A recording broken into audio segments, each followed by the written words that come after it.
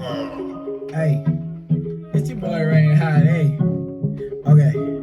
Hey, it's your boy Rain Hot. Hey, what is up, everybody? It is your boy, the Rain Hide, and welcome back to another reaction video. I know I've been gone from YouTube for kind of a long time now, but it's because we've been doing mad stuff on TikTok, y'all. Check out the TikTok if you haven't been on the TikTok. We've been going crazy, but we are here to react to Matt Pat's film theory video about Skibidi Toilet, the sensation that has taken over the internet.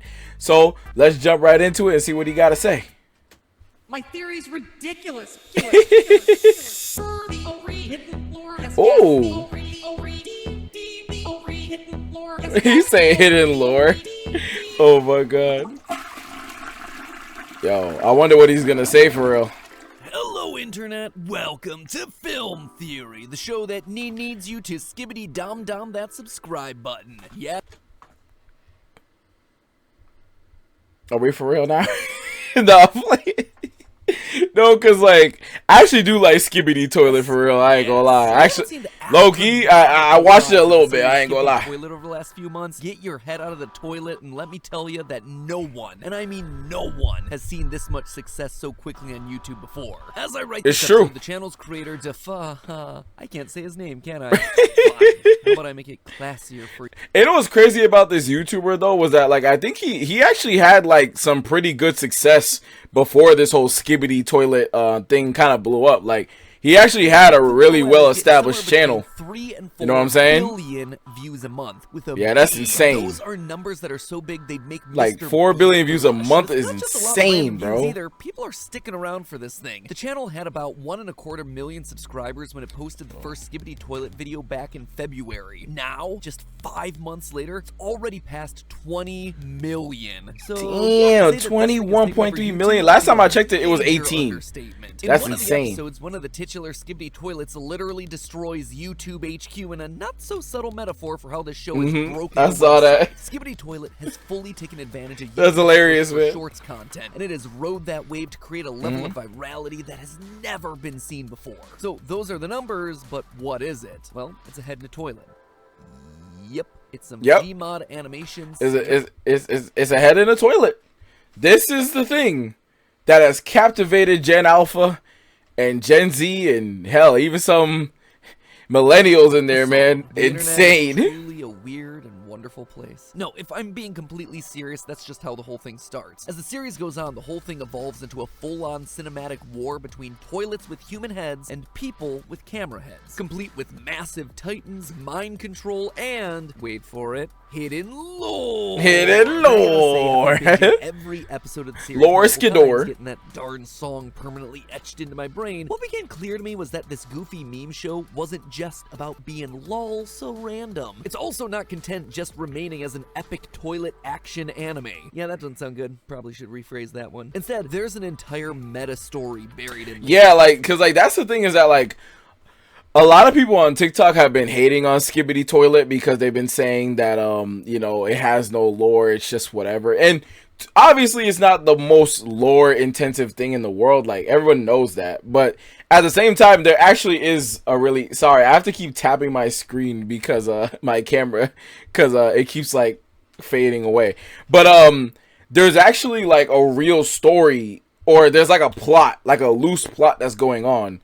And I think that low-key, I mean, if you actually watch it and you chill with it for real, it actually kind of makes sense. So I don't know. But that's just my opinion, you know, personally. World of entertainment and the fight for survival of art. Yeah, this.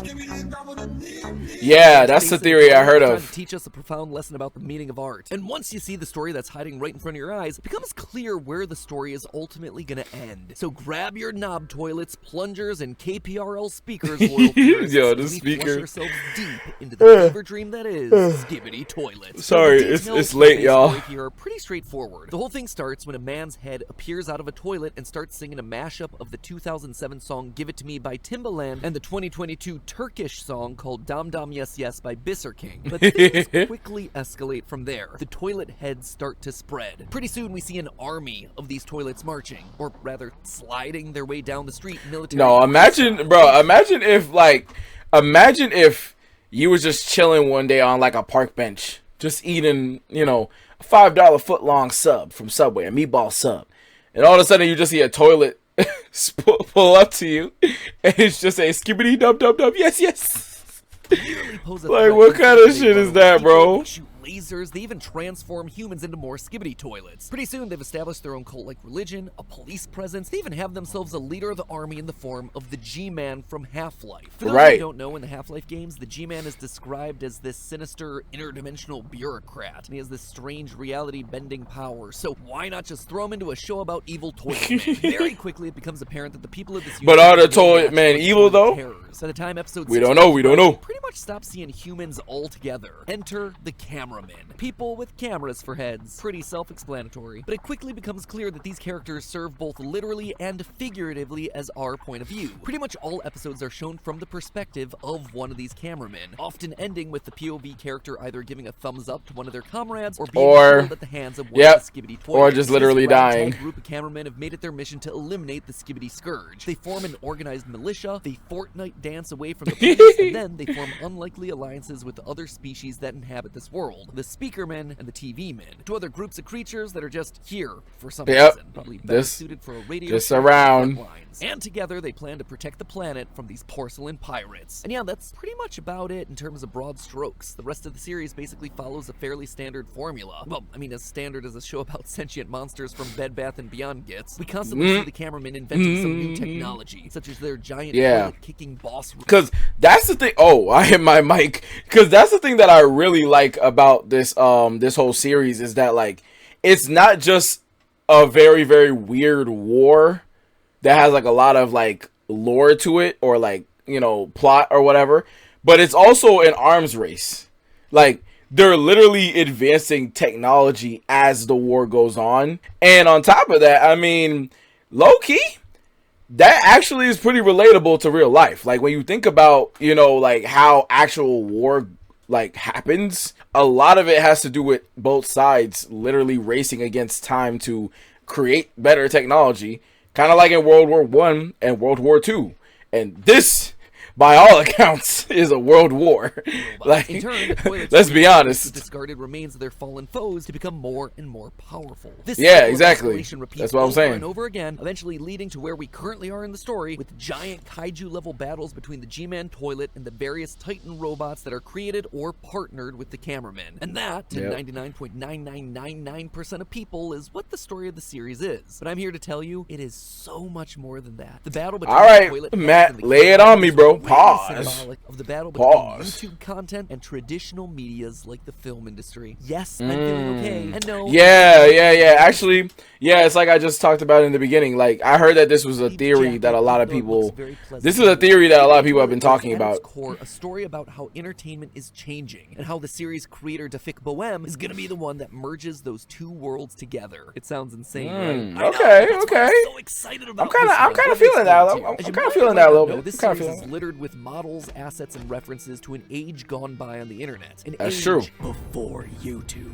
That is true, actually. Yeah, for our Gen Z and frankly most of our millennial audience, there was a time where internet videos didn't solely exist under the careful watch of Google and YouTube. In the beginning, the world of internet video was splintered off from each other. Sites like Newgrounds, Albino Black Sheep, and eBaum's World is where you'd go to find the memes, viral videos, and animations. This is where internet meme culture truly began. Yeah, Charlie. Yeah, Charlie. Mountain. Candy Mountain. Candy Mountain, Charlie. Candy Mountain.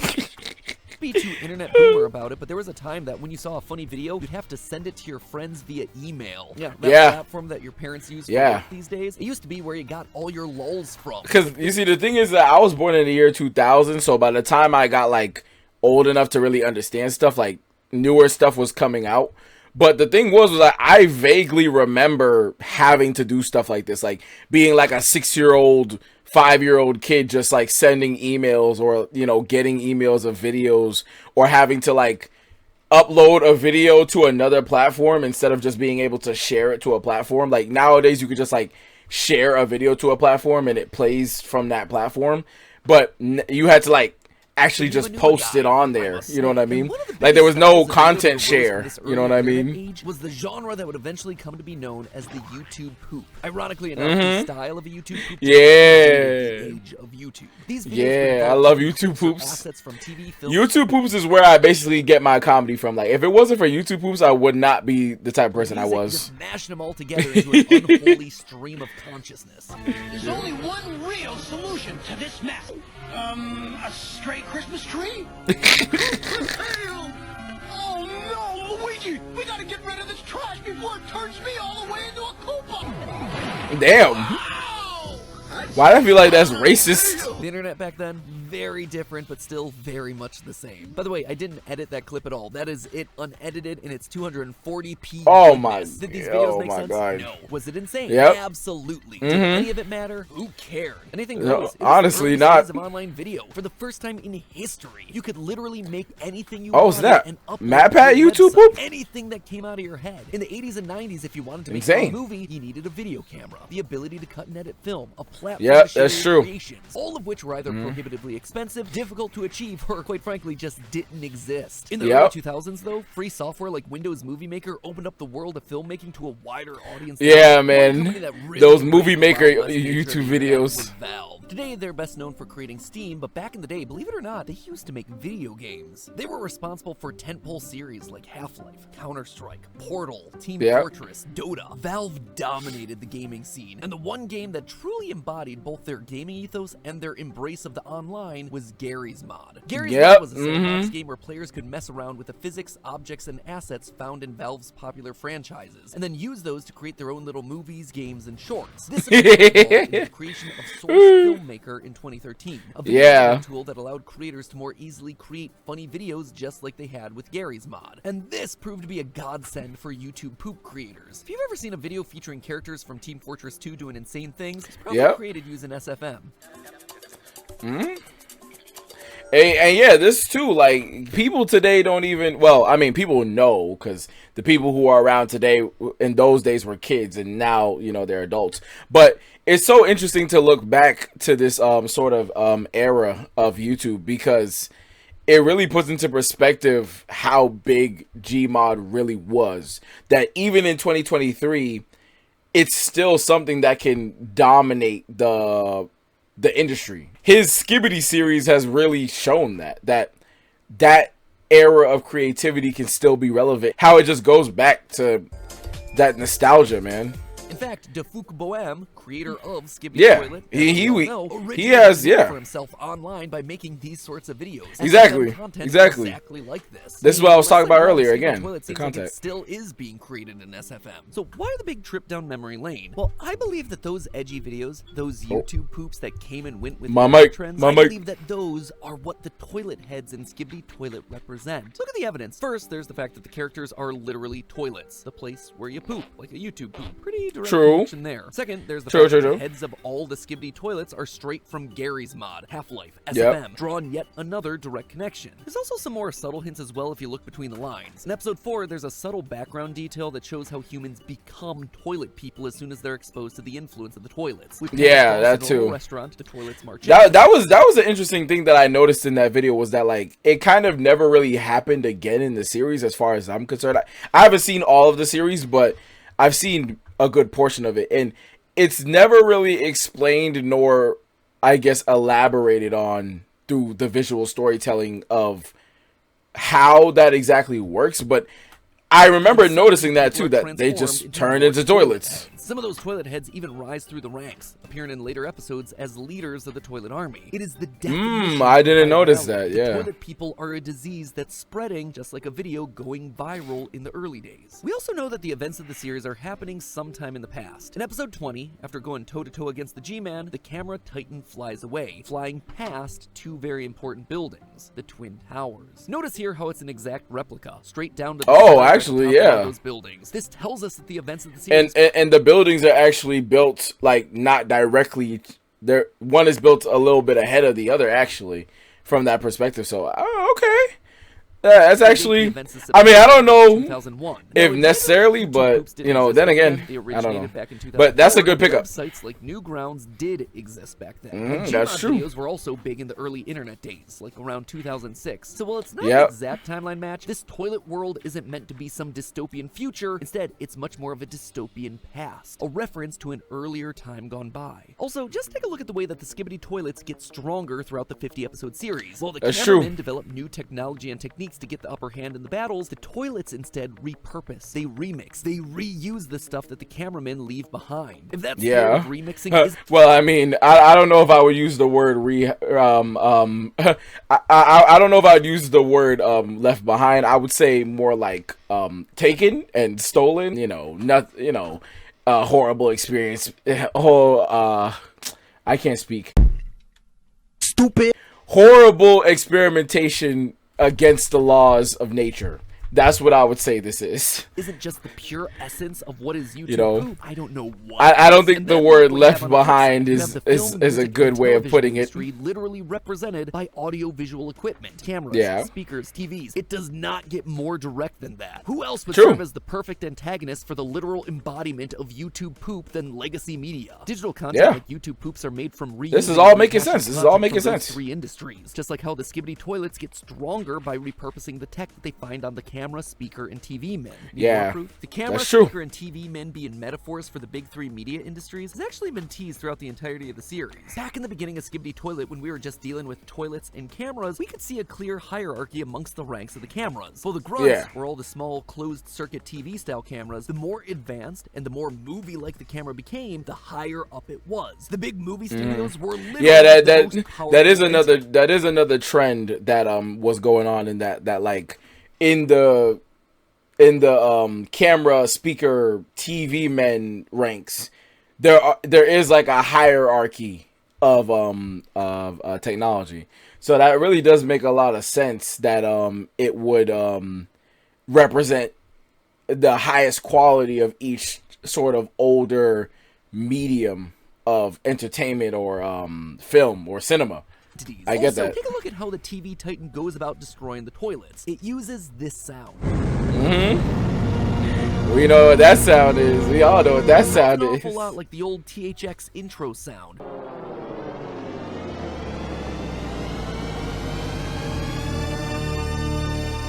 Furthermore, there's the main theme. Nah, if that sound never scared you when you were like 6 years old and you were just sleeping and a movie came on, bro, oh my god.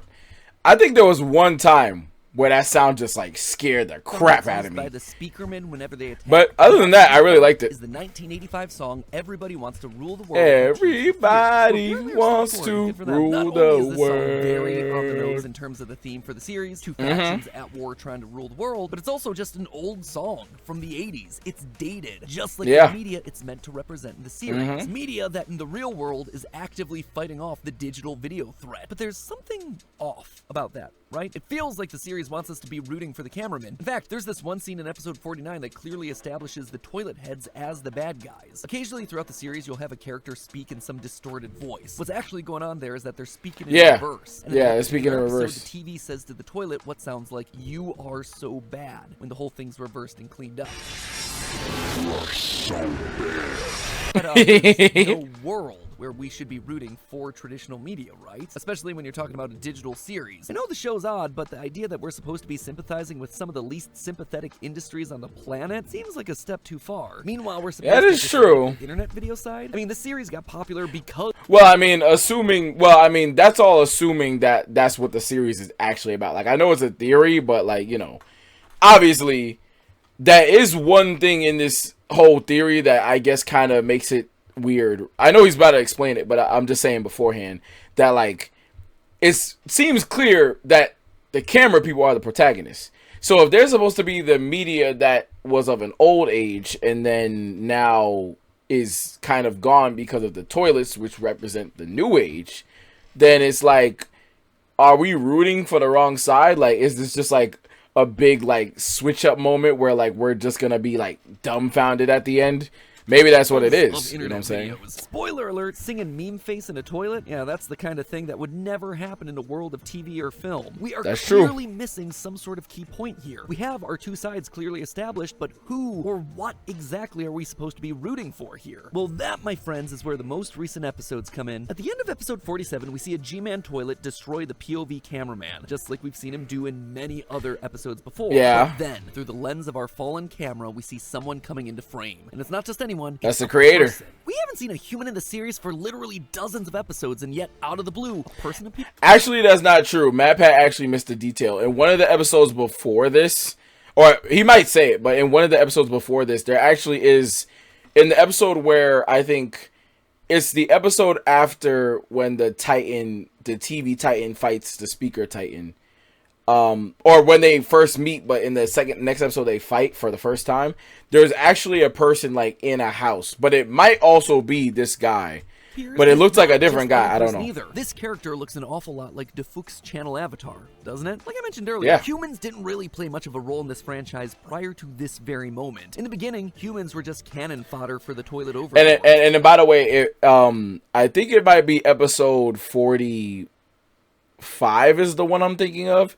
There's like a person in like the house where the cameraman is like kind of crouched behind the house, but you can see a person in the house. But now this is like a person. It might be him though. It might be, you know, inserting himself back into the narrative. And not just here, he's also hidden indoors during the opening seconds of episode 45. But why? Why does not simply self-insert their avatar? Yeah. Oh, actually, this is not what I'm talking about, but I didn't notice this. But in this episode, he's also like in the house. I think it's him too. So he did mention it. He did mention it. You can't keep getting away with it. He can't keep getting away with it! The story is so deep in its own narrative, unless you have a greater role to play in the story you're about to tell. DeFuke clearly has a love and passion for this style of video. Before Skibidi exploded, he had created dozens of videos in his SFM YouTube poop format. Yeah, in fact, his which all made viral. Videos on his channel are still to this day SFM animations that he made years ago. That being said, I also don't think he totally dislikes the world of TV, movies, and music either. Why would he make them the protagonists of his epic internet series if he did? I think DeFuke, like many other creators, aspires to do this work on a professional level. And you can tell that desire for a professional, higher caliber of work in the way that he's handled the Skibidi Toilet series. Each episode has seen an escalation of the animation.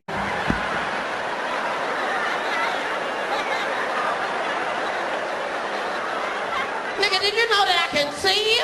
Character work getting better. The idea's bigger and grander. He has literally turned what started as a YouTube poop into an epic action movie that hangs with some of the best content that I've seen this year. So honestly, like low key, y'all be hating on the Skibidi, but I'm gonna say yes. This stuff kind of fire. Story that he's trying to tell us through Skibidi Toilets. Well, to me, it's clear from the story that's laid out in front of us that DeFuke sees himself quite literally in the middle of these two loves of his that are currently at odds. Notice what his character is doing throughout the series so far. He's picking up the broken remains of the camera heads, the broken remains of traditional media. Creators like DeFuke got into making this kind of content on the internet not just because it was fun and easy, but deep down, they wanted to emulate the TV, film, and music that they enjoyed consuming. DeFuke wants to take the elements that make the new and old media so great and fuse them together. He is the merge point. He is the next step in the evolution of the medium. He's the missing link here. I mean, look no further than Skibidi Toilet itself. The series starts off as a simple gag that latched onto a viral internet meme in episode 1. But by episode 50, suddenly we have cinematic camera changes, complex sound design, dazzling visuals and special effects that feel like they belong more in the MCU than a YouTube poop. Skibidi Toilet isn't an epic takedown of toxic internet content or the corrupt industrial bigwigs at the studios. Instead, it's evidence that these two things can commingle. These two types of entertainment can coexist together and be stronger as a result. I can see that. The best of both worlds can be brought together for the greater good of entertainment. So where does this franchise end up going from here? Well, we have ourselves our new protagonist in DeFuke, who will eventually take center stage, taking it upon himself to save the world that he loves, the worlds of internet memedom and mainstream media. He's gonna turn out to be the Neo of this universe. He is the chosen one. He'll be the one who will marry both sides of this war together and show that if the two sides put aside their differences, they can create something truly magical. Or who knows, maybe you'll get a movie deal out of it. And then truly, you've had the merging of the worlds. But hey, I mean, that other SFM creator made that Taco Bell commercial, so thank our sponsor for today's video. All right, guys, so that's gonna do it for this reaction video. You know what? I actually co-sign with that theory. That actually, I thought what he was gonna end up saying was that maybe like the Skibidi Toilet dudes were like the good guys, and then like we're actually rooting for the wrong side or whatever. But I actually like this theory of like the creator being this sort of bridge between the past and the future, or because like this takes place in the past, so it kind of makes sense. The future being what we are right now. But that actually is a very interesting like way of looking at it, because I haven't seen people look at it like that really. And it kind of makes sense, because why else would he be inserting himself, picking up these pieces? Like, he has to play some kind of major role. And if he doesn't hate cinema or old traditional media, but he also doesn't hate, you know, the new stuff that kind of made his career, then it makes sense that being that bridge together could actually, you know, evolve entertainment and cinema and TV and internet as a whole. Which, now that I think about it, kind of like, why? Well, I mean, I guess there's been attempts to do that, but no one's ever done it right. And if we could just find people who could understand from the past and from now, that can understand the ideas of each other, we could actually make some pretty good stuff. Like, we have the Backrooms movie coming out. We have, like, I think Blumhouse and A24 are doing movies with creators. Like, I think A24 has that movie with the Raka Raka crew. So it's true that I think that the gap can definitely have a bridge that brings stuff together. But I mean, at the same time, I kind of want the cameraman to completely obliterate the Skibidi Toilets. I'm not gonna lie, because it's just so awesome that, like, I feel like if it ends with like the whole like, oh, we're better together kind of ending, I mean, that's cool, but I kind of like the slaughter, you know what I'm saying? But maybe I'm just being too bloodthirsty, you know. Maybe, you know, Rain Hyde, you gotta come down. You haven't done the video in a while, you need to come down. But anyways, guys, thank you for watching this reaction. This was great. I mean, go subscribe, you know. Link to the video will be down in the description. My socials will also be down there as well. Make sure you like and subscribe. Hit the bell for the post. Hit the bell for the post notifications. For the post notifications. Yo. Skibidi bop bop bop. Yes, yes. Also, let me know if y'all want me to react to more of this series, because I need to do a I definitely need to do a reaction to this series. But without anything left to say, take care, everybody, and I gotta go to bed because it's 4:17. Jesus, what am I doing, bro?